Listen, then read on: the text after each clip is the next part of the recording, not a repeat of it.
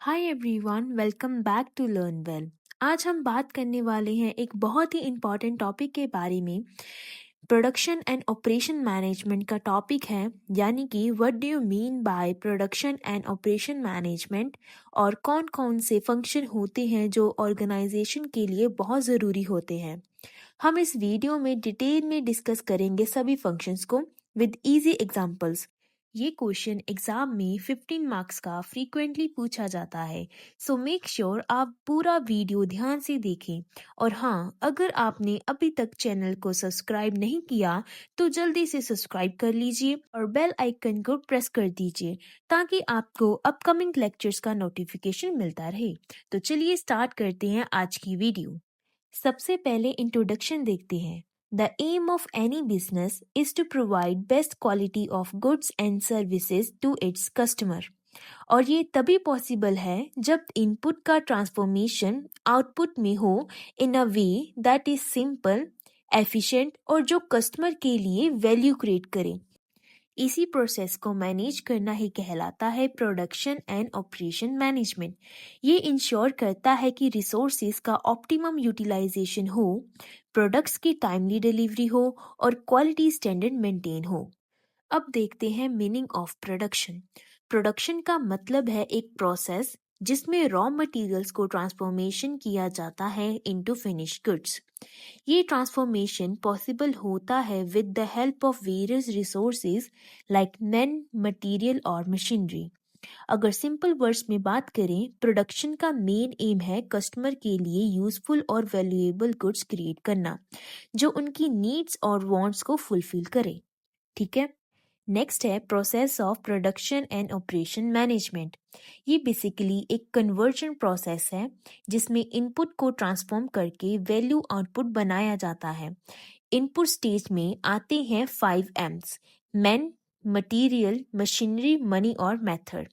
Process stage में होता है ट्रांसफॉर्मेशन, जहां रॉ मटेरियल को प्रोसेस करके वैल्यू ऐड किया जाता है।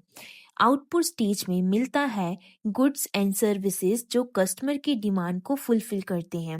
चलिए इसकी एक एग्जांपल लेते हैं। चलो एक बेकरी को ले लेते हैं हम एक एज अ एग्जांपल। इनपुट में आता है जैसे कि floor, sugar, eggs, oven, workers और रेसिपीज। ठीक है। और प्रोसेस में होता है मिक्सिंग, बेकिंग और डेकोरेटिंग। और आउटपुट में मिलता है डिलीशियस केक्स जो कस्टमर्स खरीदता है। ठीक है। सो ये पूरा प्रोसेस एक साइकिल है जो रॉ मटेरियल को यूजफुल प्रोडक्ट्स और सर्विसेज में कन्वर्ट करता है। नेक्स्ट है प्रोडक्शन मैनेजमेंट। इस टर्म को अगर ब्रेक डाउन करें तो ये 2 वर्ड से मिलकर बना है, प्रोडक्शन और मैनेजमेंट। प्रोडक्शन का मतलब है conversion of input into output, और मैनेजमेंट का मतलब है planning, organising, staffing, directing, coordinating और कंट्रोलिंग द ऑर्गेनाइजेशनल एक्टिविटीज ताकि प्री डिटरमाइंड गोल्स अचीव किए जा सकें। अब एक फॉर्मल डेफिनेशन देखते हैं जो दी गई है E.L. बुफा के द्वारा। Production management is the process of effective planning, organizing, directing, coordinating, and controlling the process of conversion of raw material into finished products. In simple words, production management ensures कि resources का सही utilization हो और customers को quality input मिले। अब बात करते हैं ऑपरेशन मैनेजमेंट की। ये टर्म 2 शब्दों से मिलकर बना है, ऑपरेशन और management. Operation management basically management का एक ब्रांच है जो डील करता है प्लानिंग, ऑर्गेनाइजिंग, कोऑर्डिनेटिंग और कंट्रोलिंग सारे एक्टिविटी से related to the operations of an organisation. इसमें प्रोडक्ट डिजाइनिंग एंड डेवलपमेंट से लेकर एंड प्रोडक्ट की डिस्ट्रीब्यूशन तक सब कुछ इंक्लूडेड होता है। अब देखते हैं एक फॉर्मल डेफिनेशन जो नॉर्मन गैथर ने दी है। Operation management is some configuration of resources combined for the purpose of production, transport, supply, services and storage. In simple words, operation management ensure करता है कि रिसोर्सेज का इफेक्टिव यूटिलाइजेशन हो, processes smooth चलें और कस्टमर को टाइमली प्रोडक्ट्स और services मिल सकें। अब देखते हैं objectives of production and operation management. हर ऑर्गेनाइजेशन के लिए ऑब्जेक्टिव्स बहुत ही इंपॉर्टेंट होते हैं। So let's discuss them one by one. सबसे पहले है प्रोडक्शन प्लानिंग। पहला ऑब्जेक्टिव है प्रॉपर प्लानिंग करना ताकि प्रोडक्शन प्रोसेस स्मूथ और सिस्टमेटिक हो। Second is to ensure timely delivery of the products. Customers को टाइम पर प्रोडक्ट्स डिलीवर करना एक मेजर ऑब्जेक्टिव है। Third is optimum utilisation of the resources. Available resources जैसे कि मैन पावर, मटेरियल और मशीनरी का बेस्ट यूटिलाइजेशन करना। Fourth is control production cost. Production cost को मिनिमाइज करके प्रॉफिट मैक्सिमाइज करना। Fifth is to maintain quality standards.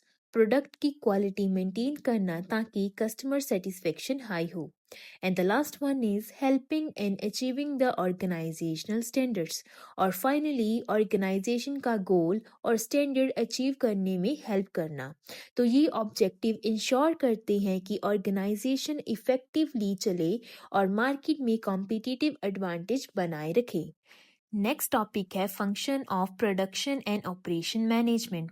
ये functions organisation को स्मूथली चलाने और इफेक्टिवली मैनेज करने में हेल्प करती है। So let's see them one by one. First is deciding about the product. Second is product design. Third is process design. Fourth is capacity planning. Fifth is plant location. Sixth is plant layout. Seventh is method study. Eighth is work measurement. And the last one is production planning. अब हम इन functions को समझेंगे one by one with examples. So सबसे पहले है deciding about the product. ये काम mainly production manager का होता है। प्रोडक्शन मैनेजर को डिसाइड करना पड़ता है कि ऑर्गेनाइजेशन कौन सा प्रोडक्ट मैन्युफैक्चर करेगा।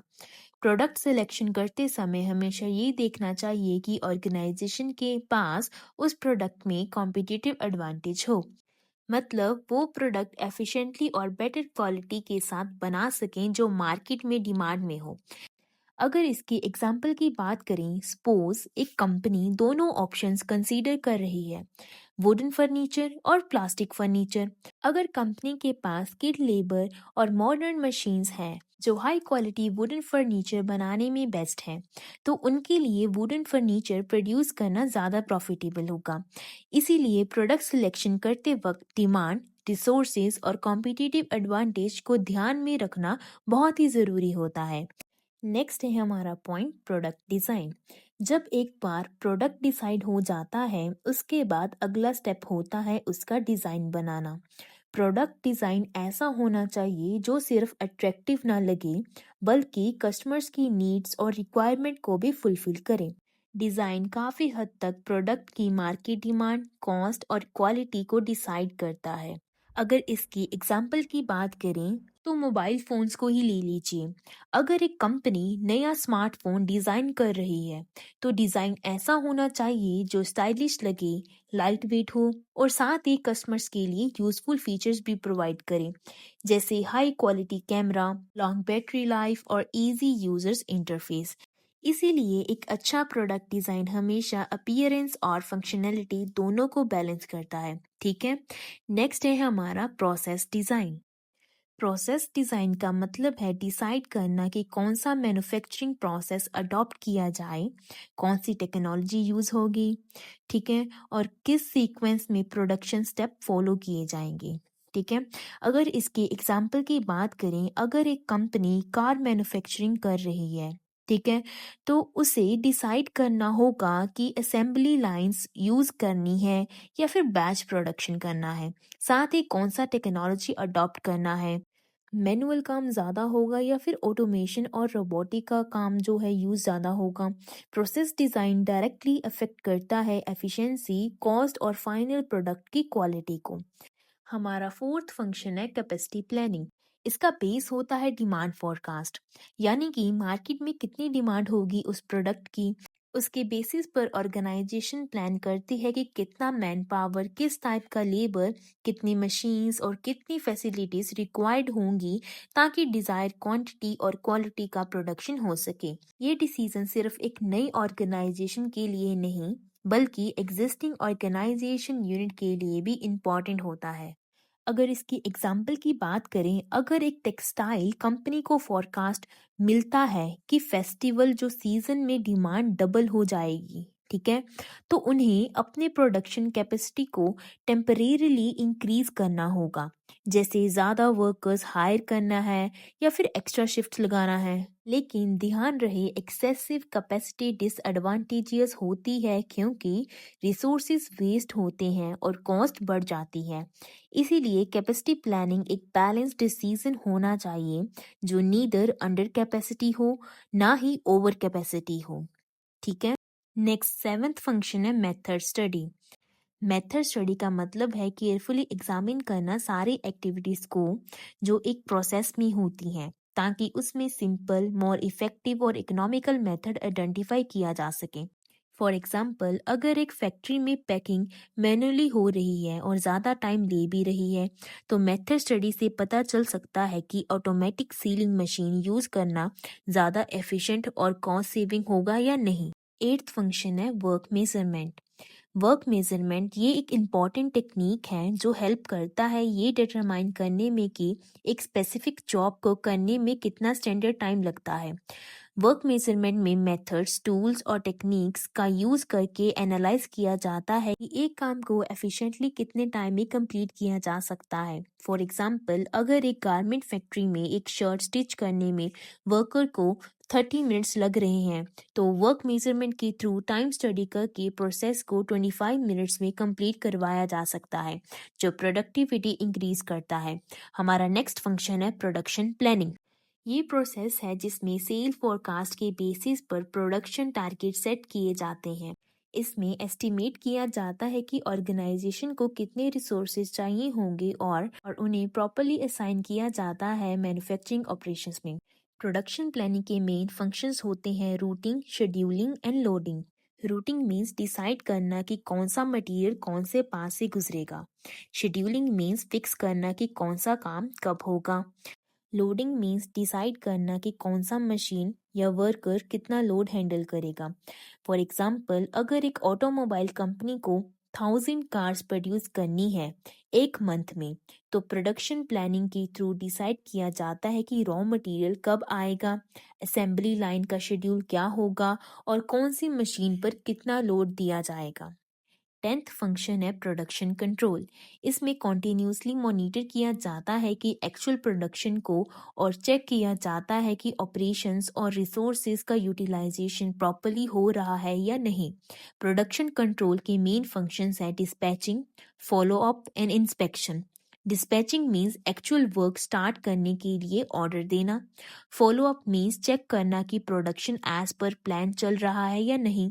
और इंस्पेक्शन मीन्स फाइनल प्रोडक्ट की क्वालिटी को चेक करना।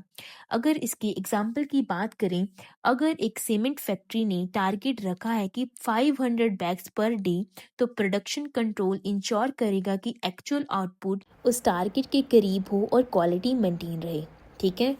अब बात करते हैं लास्ट फंक्शन की, जो है इन्वेंट्री कंट्रोल। ये एक ऑर्गेनाइजेशन के सप्लाई चेन नेटवर्क का सबसे इम्पोर्टेंट पार्ट है। इन्वेंट्री कंट्रोल का मतलब है raw material, work in progress और फिनिश्ड गुड्स का प्रॉपर प्लानिंग और कंट्रोलिंग करना। अगर इन्वेंट्री ज़्यादा हो जाए तो कॉस्ट बढ़ जाता है, और अगर कम हो जाए तो प्रोडक्शन रुक सकता है, ठीक है।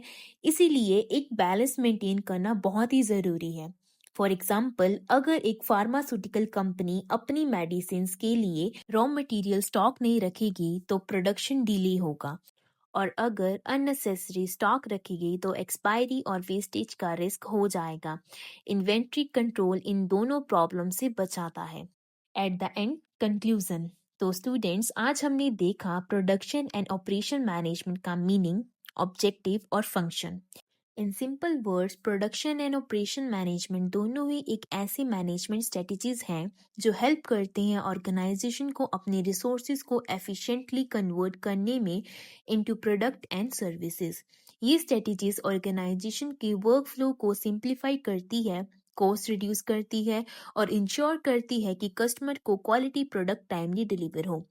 इसीलिए कहा जा सकता है कि production and operation management is the backbone of every successful organisation. So, students, that was all about production and operation management. Do you have any question related to this topic? अगर आपको कोई डाउट है या फिर कोई point clear नहीं हुआ तो प्लीज़ कमेंट सेक्शन में अपना क्वेश्चन ज़रूर लिखिए। मैं उन्हें आंसर करूँगी अपने अपकमिंग वीडियोस या फिर कमेंट के थ्रू। और हाँ, वीडियो अच्छा लगे तो इसे लाइक करें, अपने दोस्तों के साथ शेयर करें और चैनल को सब्सक्राइब करना ना भूलें और बेल आइकन प्रेस कर लीजिए ताकि आपको हर नए लेक्चर का नोटिफिकेशन मिलता रहे। सो स्टूडेंट, मिलते हैं नेक्स्ट वीडियो में एक नए टॉपिक के साथ and until then keep learning, keep growing only with learn well.